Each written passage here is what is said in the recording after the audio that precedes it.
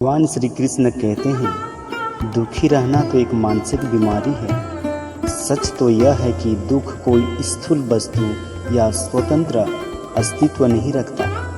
दुखी रहना तो एक मानसिक बीमारी है। दुख का संबंध मन से है। मन को निर्मल बनाएं, मन में खुशियाँ बटोरिए, छोटी छोटी चीज़ों में खुशियाँ तलाशें। हमेशा मन को एक अन्य पात्र या चरित्र समझकर उसे रख लें। सच तो यह है कि दुख कोई स्थूल वस्तु या स्वतंत्र अस्तित्व नहीं रखता। दुखी रहना तो एक मानसिक बीमारी है। दुख का संबंध मन से है। छोटी छोटी चीज़ों में खुशियाँ तलाशें।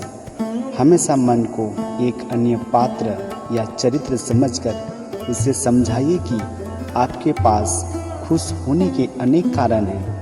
धीरे धीरे मन को हर स्थिति में खुश रहने की आदत पड़ेगी तो स्वतः दुख का भाव तिरोहित हो जाएगा। जैसे बर्तन में पहले से दूध रखा हो तो अन्य तरल पदार्थ उसमें नहीं रखा जा सकता, वैसे ही मन में आशा, आनंद और उत्साह का भाव भरा हो तो निराशा और दुख वहाँ ठहर ही नहीं सकता।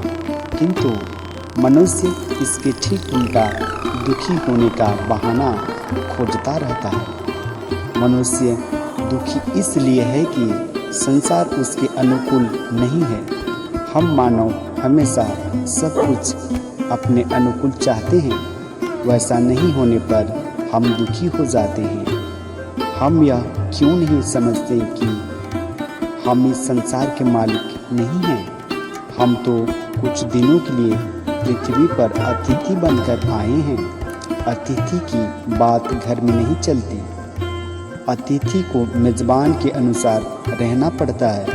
किंतु जब अतिथि स्वयं सांसारिक स्थितियों को मन से स्वीकार कर बदलने का प्रयास नहीं करता है तो दुखी हो जाता है। जीवन एक समझौते का नाम है, इसलिए सामंजस्य स्थापित करके जीने में ही भलाई है। एक छोटी सी कामना की पूर्ति होते ही दूसरी उससे बड़ी कामना स्वतः पैदा हो जाती है। जिस तरह आग को आगे से नहीं बुझाया जा सकता, उसी तरह कामना को कामना से शांत नहीं किया जा सकता।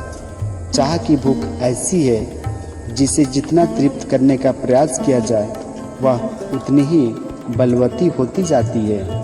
कामना की एकाध कड़ी पार करते ही मनुष्य अनंत कामनाओं के चक्रव्यूह में फंसता चला जाता है।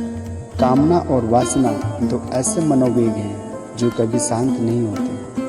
आज तक धन, पद या शक्ति की कामना और वासना की पूर्ति से कभी कोई संतुष्ट नहीं हुआ। फलतः मनुष्य जीवन भर दुखी बना रहता है। इच्छा या कामना की भूख दरअसल संसार से अनुरुक्ति के कारण ही पैदा होती है।